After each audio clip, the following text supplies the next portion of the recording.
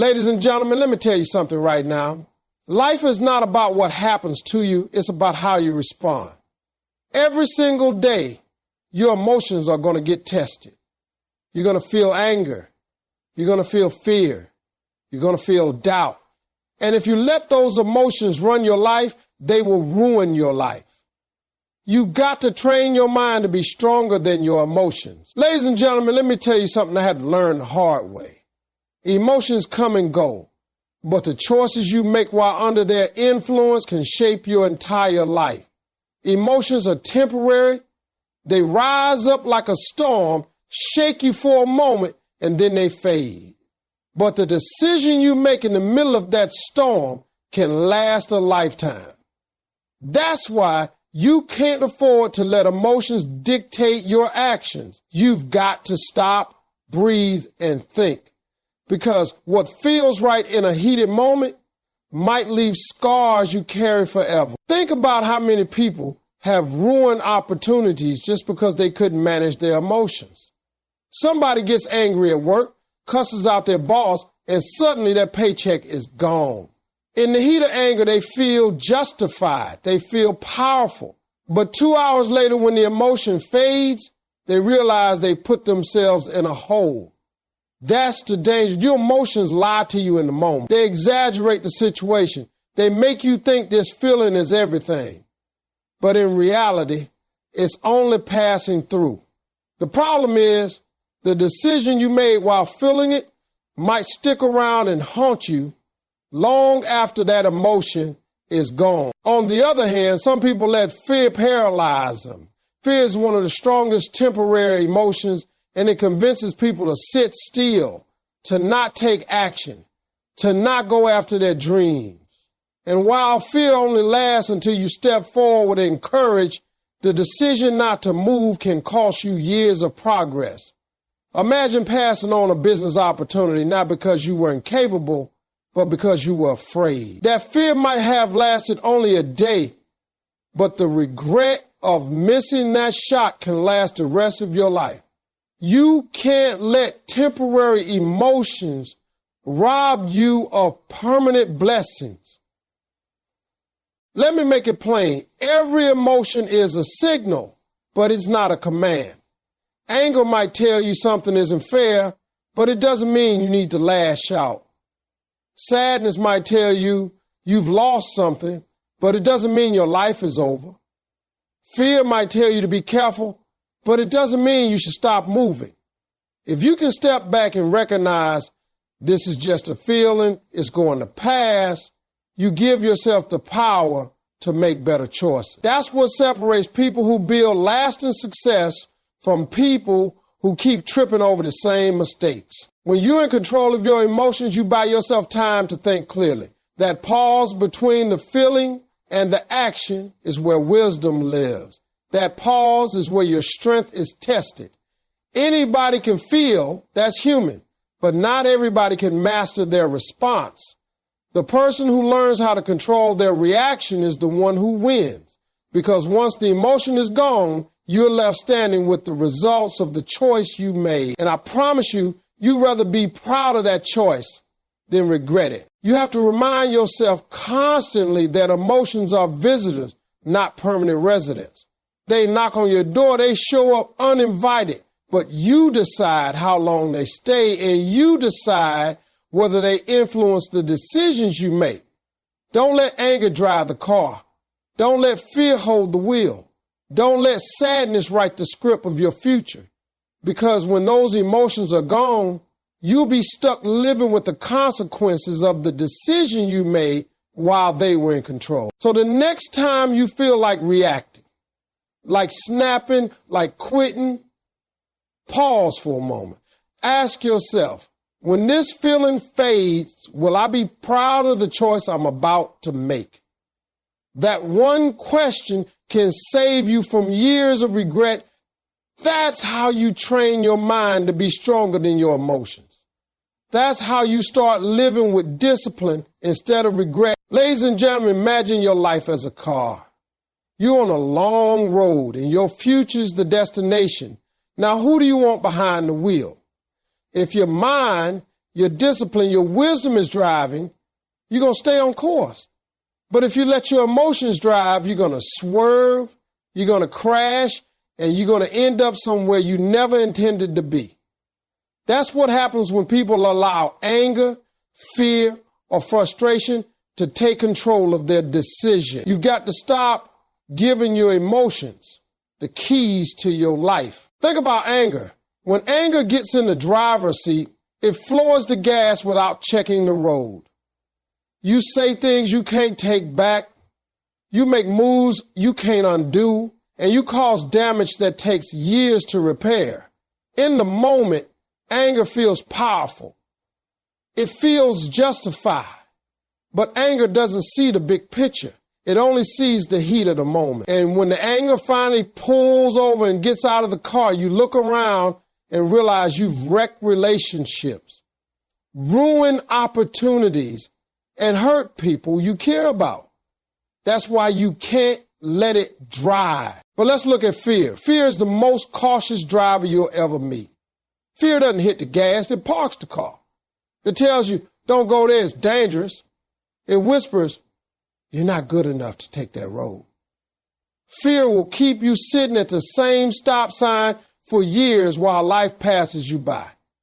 And then when fear finally gets tired and steps out, you realize how much time you lost, how many roads you never traveled, how many dreams you let slip away. That's the cost of letting fear drive your life.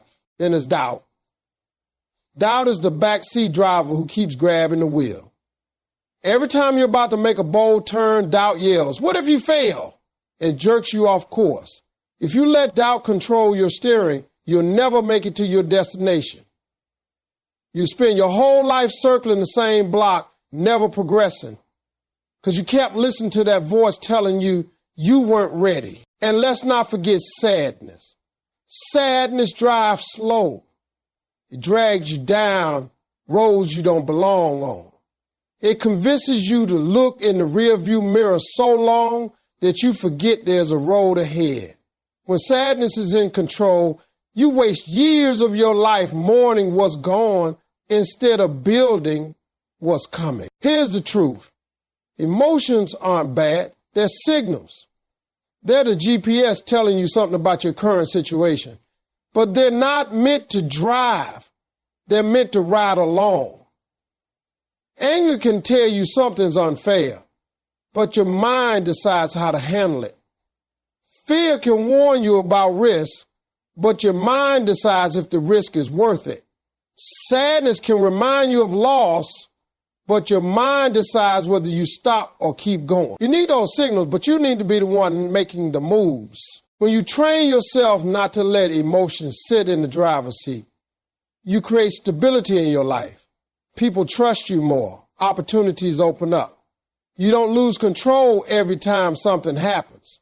Instead of reacting wildly, you respond with wisdom, and when the emotion fades, you're proud of the choices you made. That's what growth looks like. That's what strength feels like. So I'll say it again, ladies and gentlemen. Your life is the car, and you're the driver. Don't give your keys to anger. Don't give your keys to fear.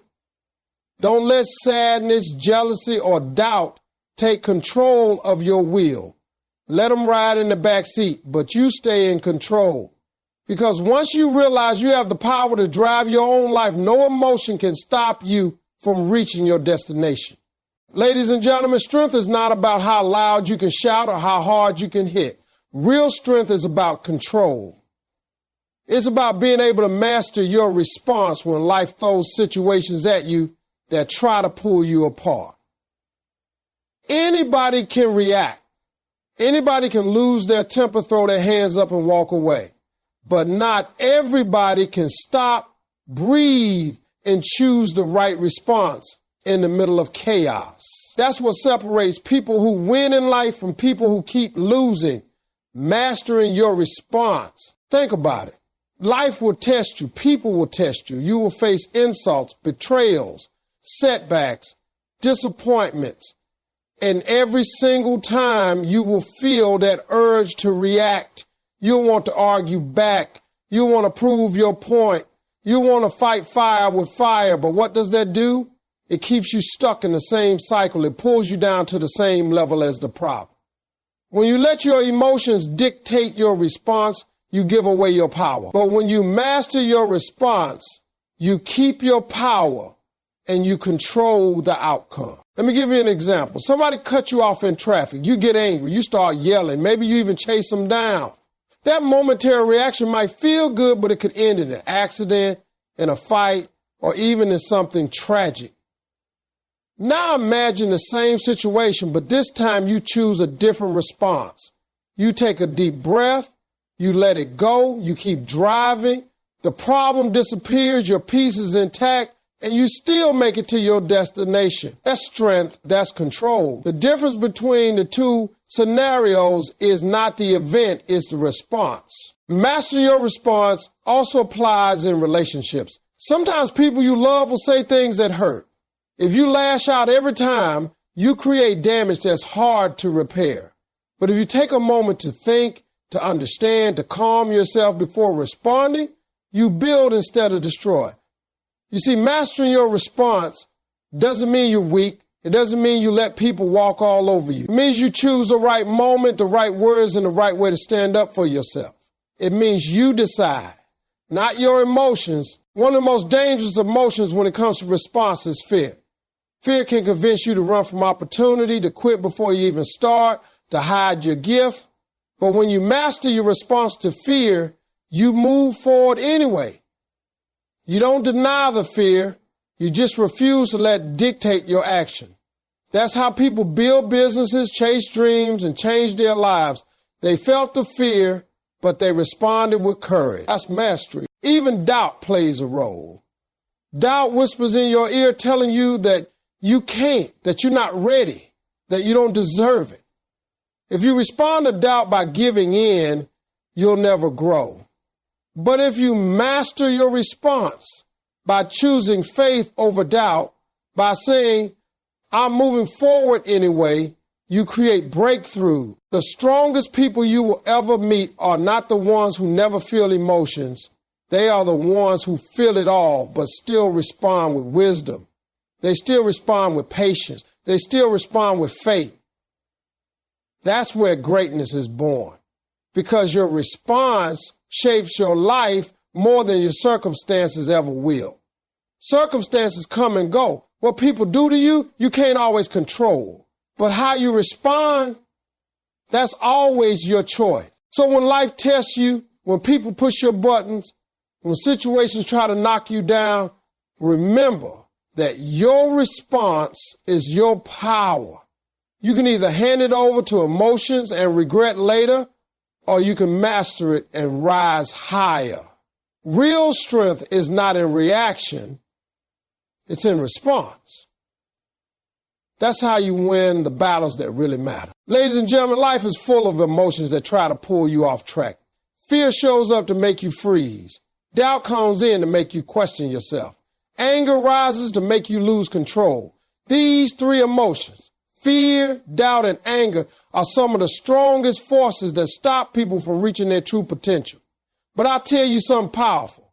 A disciplined mind cannot be controlled by them. When you build discipline in your thinking, when you train your mind to focus, these emotions may knock at your door, but they won't be able to move in and take over your life. Fear is one of the biggest dream killers in the world. Fear tells you, don't try, you might fail. Fear convinces you to stay comfortable instead of stepping into your calling. Everybody feels fear. It's part of being human. But the difference is whether you let fear control you. When your mind is disciplined, you recognize fear for what it is, a warning, not a wall. Fear is supposed to make you careful, not make you quit. A disciplined mind says, yes, I see the risk, but I also see the reward. It chooses to move forward, even when fear is present. That's the power of discipline. It keeps fear in its place. Then there's doubt. Doubt whispers you're not good enough. It reminds you of every past mistake. Every time you came up short. Doubt doesn't shout. It speaks softly, constantly, until you start to believe it. That's why so many people stop before they even begin. But when your mind is disciplined, you know how to shut down doubt.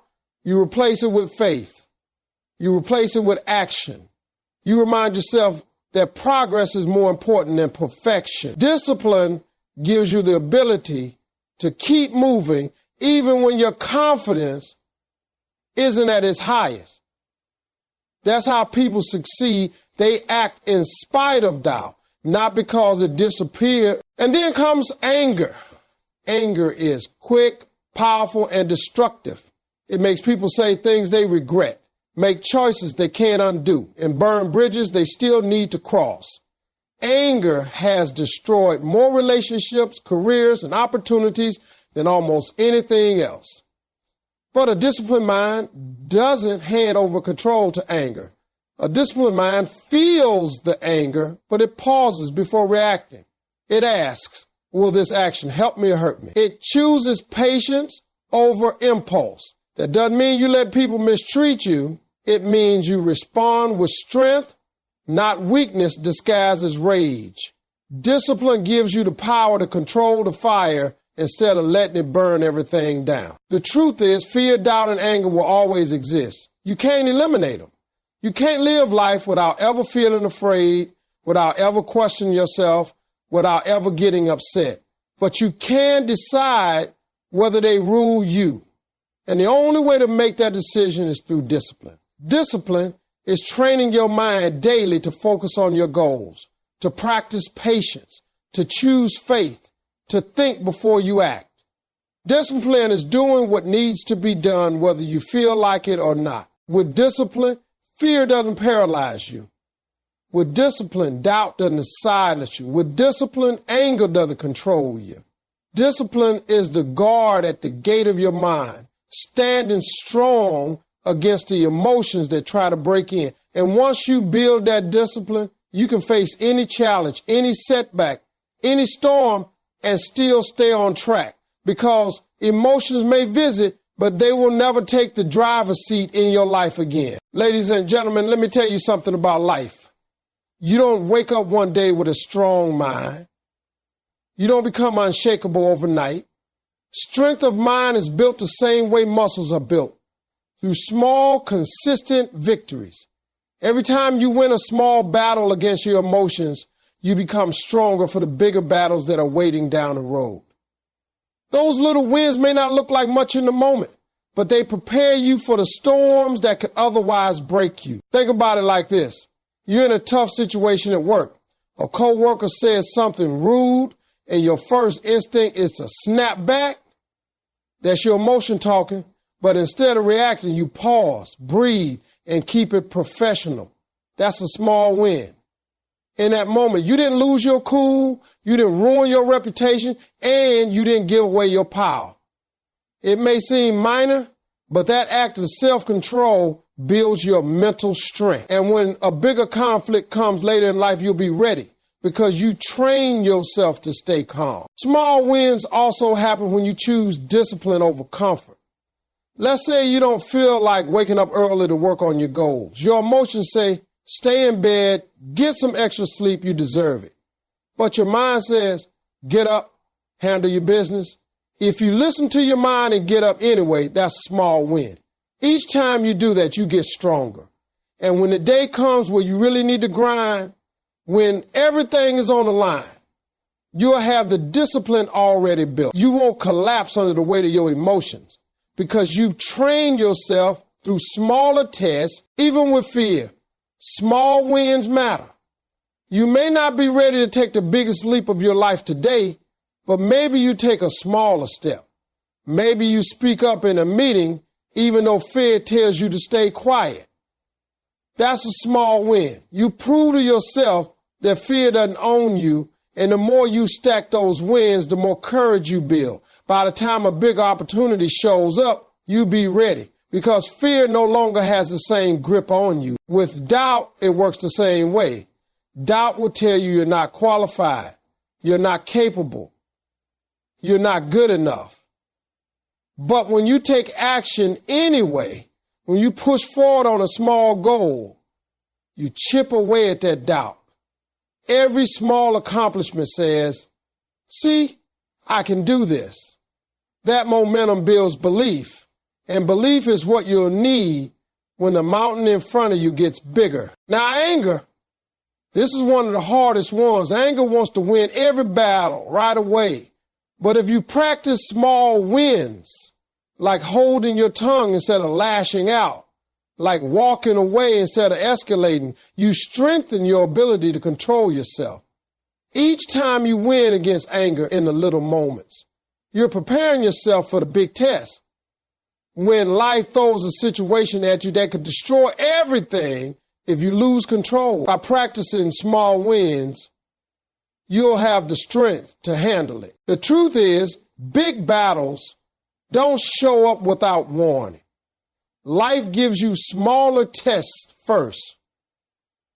The small frustrations, the little fears, the doubts that creep in, these are your training grounds.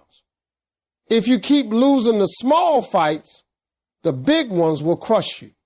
But if you win the small ones, if you build discipline one choice at a time, when the real storm comes, you'll be unshakable. So remember, strength is not built in a single moment of glory. It's built in the small decisions you make every day. And when you keep stacking those wins, no matter how small, you're preparing yourself for victories that will change your life forever. Ladies and gentlemen, storms are a part of life. You can't avoid them. You can't outrun them. And you can't pray them all away. Storms are going to come in the form of challenges, setbacks, losses, betrayals, and disappointments. The question is not whether the storm is coming, is whether you have the strength of mind to withstand it. Because when your mind is strong, no storm can take you down. A strong mind doesn't mean the storm doesn't hurt. It means the storm can't stop you. Think about the people who fall apart when life gets hard. The job is lost, the relationship ends, the business deal doesn't work out, and they collapse. They let the storm convince them their life is over. But then you look at others who go through the exact same kind of storm and they rise. They feel the pain, but they keep moving. They feel the pressure, but they don't quit. The difference isn't the size of the storm, it's the strength of the mind. A weak mind breaks, but a strong mind bends without snapping. A strong mind doesn't panic in chaos. When the winds blow, a strong mind stays calm and thinks clearly. It doesn't waste time asking, why me? It asks, what's next? That shift in thinking changes everything, because the storm is temporary, but your response determines whether you grow or get buried. A strong mind knows that trouble doesn't last always, but quitting makes it permanent. Even in financial storms, the principle is the same. Money gets tight, bills pile up, and emotions start screaming, it's over. But a strong mind refuses to give in to despair. A strong mind says, I will find a way. And because it refuses to be broken, solutions start to show up. The storm may not end overnight, but the person with a strong mind will still be standing when it does. That's how breakthroughs happen. Relationships have storms too. People you love will hurt you, disappoint you, even walk away from you. A weak mind takes that pain and builds walls, never trusting again, never opening up, never healing.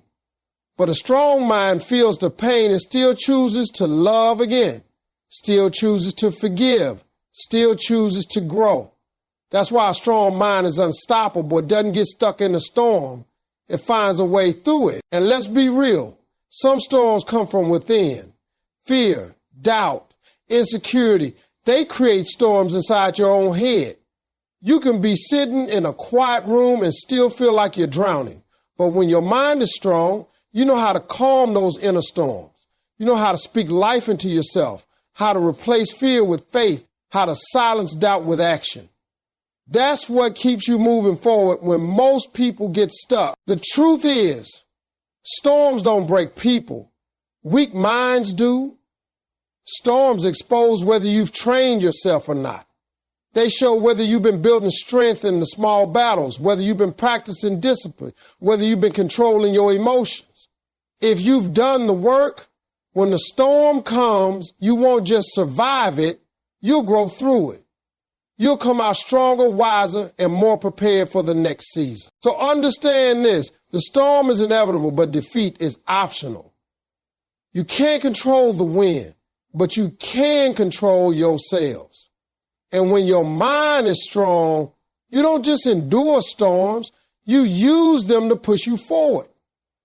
That's why nothing, no setback, no disappointment, no betrayal, no loss can stop a person who has trained their mind. A strong mind makes you unstoppable because storm people do.